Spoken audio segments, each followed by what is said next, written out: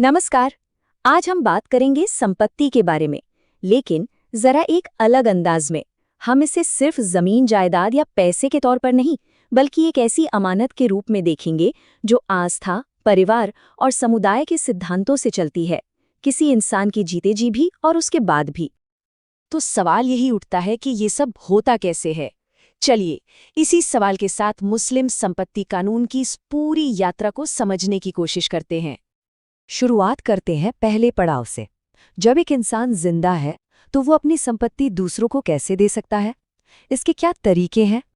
तो सबसे आसान और सीधा तरीका है हिबा, यानी तोहफा। इसे ऐसे समझिए जैसे मैंने अपनी घड़ी अपने दोस्त को दे दी, बस यूं ही, बिना किसी शर्त के, बिना कोई पैसा लिए। बस यही है हिबा, एकदम साफ, दिल से दिया हुआ और फौरन। लेकिन हाँ, किसी भी हिबा को कानूनी तौर पर पक्का करने के लिए 3 चीजें बहुत जरूरी हैं। पहली, देने वाले की नीयत साफ हो, यानी घोषणा। दूसरी, लेने वाला उसे खुशी खुशी स्वीकार करे, यानी स्वीकृति। और तीसरी, जो सबसे जरूरी है, वो है कब्जे की सुपुर्दगी, मतलब चीज असल में उसके हाथ में दी जाए। इन तीनों के बिना हिबा पूरा नहीं होता। और देखिए, ये कब्जे वाला सिद्धांत इतना अहम है कि अदालतों ने भी बार बार इसी बात पर जोर दिया है। अगर घर की चाबियां नहीं दी या जमीन के कागजात नहीं सौंपे तो वो तोहफा अधूरा ही माना जाएगा। मतलब सिर्फ कहना काफी नहीं है, देना भी पड़ता है। अच्छा, जीवन काल में संपत्ति से जुड़ा एक और बहुत ही अनोखा सिद्धांत है, शुफा। इसका मतलब है पहले खरीदने का हक। इसके पीछे सोच ये है कि समुदाय में एकता बनी रहे। मतलब कोई अपनी संपत्ति किसी बाहरी को बेचे, उससे पहले किसी अपने को ही उसे खरीदने का पहला मौका मिलना चाहिए। तो ये पहला हक मिलता किसको है? इसमें 3 तरह के लोग आते हैं।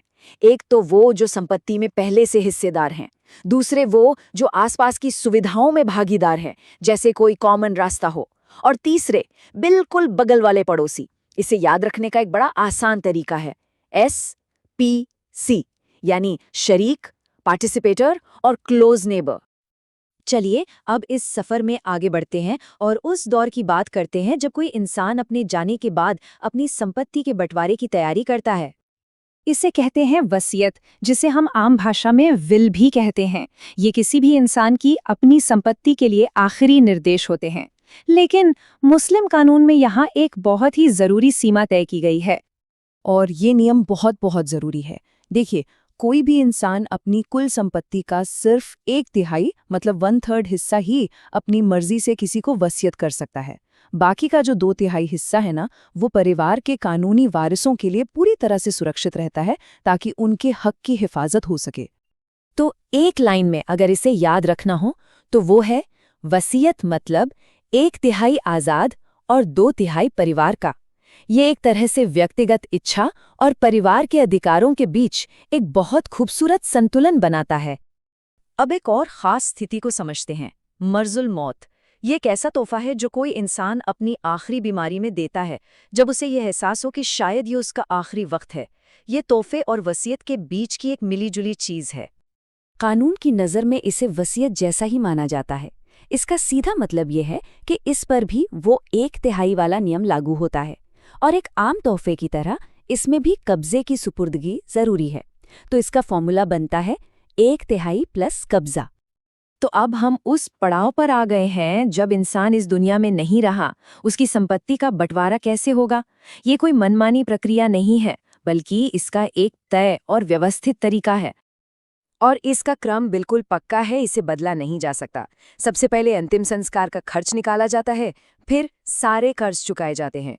उसके बाद अगर कोई वसीयत है तो 1/3 की सीमा तक उसे पूरा किया जाता है, और इन सब के बाद जो कुछ भी बचता है वो कानूनी वारिसों में बांटा जाता है। वारिसों में बंटवारे को लेकर 2 मुख्य विचारधाराएं हैं। सुन्नी कानून में पर कैपिटा सिस्टम चलता है, यानी हर वारिस को उसका अपना बराबर का हिस्सा मिलता है। इसे याद रख सकते हैं, सुन्नी मतलब सबका हिस्सा। वहीं शिया कानून में पर्स टाइप्स सिस्टम है, जहां हिस्सा परिवार की शाखा के हिसाब से बढ़ता है। मतलब अगर किसी बेटे की मौत हो गई है तो उसका हिस्सा उसके बच्चों को चला जाएगा। शिया यानी शाखा का हिस्सा। कभी कभी हिसाब किताब में वारिसों के हिस्से कुल संपत्ति से ज्यादा या कम हो जाते हैं, तो ऐसे में औल और रद्द के सिद्धांत काम आते हैं। अगर हिस्से ज्यादा हो रहे हैं तो ऑल के जरिए सबके हिस्से थोड़े थोड़े कम कर दिए जाते हैं, और अगर हिस्से कम पड़ रहे हैं तो रद्द के जरिए उन्हें बढ़ा दिया जाता है ताकि कुछ भी बाकी ना रहे। और अब हम अपनी इस यात्रा के आखिरी और सबसे खास पड़ाव पर हैं। यहाँ संपत्ति का मकसद किसी एक इंसान की विरासत से कहीं ज्यादा बड़ा हो जाता है। ये समाज की भलाई का एक स्थायी जरिया बन जाती है। ये होता है वक्फ के जरिए।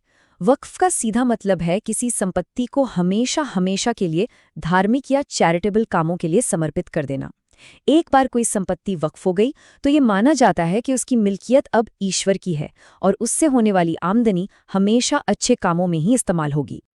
हाँ, एक वक्फ को वैध होने के लिए कुछ शर्तें हैं, जैसे ये समर्पण परमानेंट होना चाहिए, इसे बनाने वाला इंसान पूरी तरह से सक्षम हो, इसका मकसद नेक और समाज के फायदे के लिए हो, और इसकी घोषणा बिल्कुल साफ साफ की गई हो।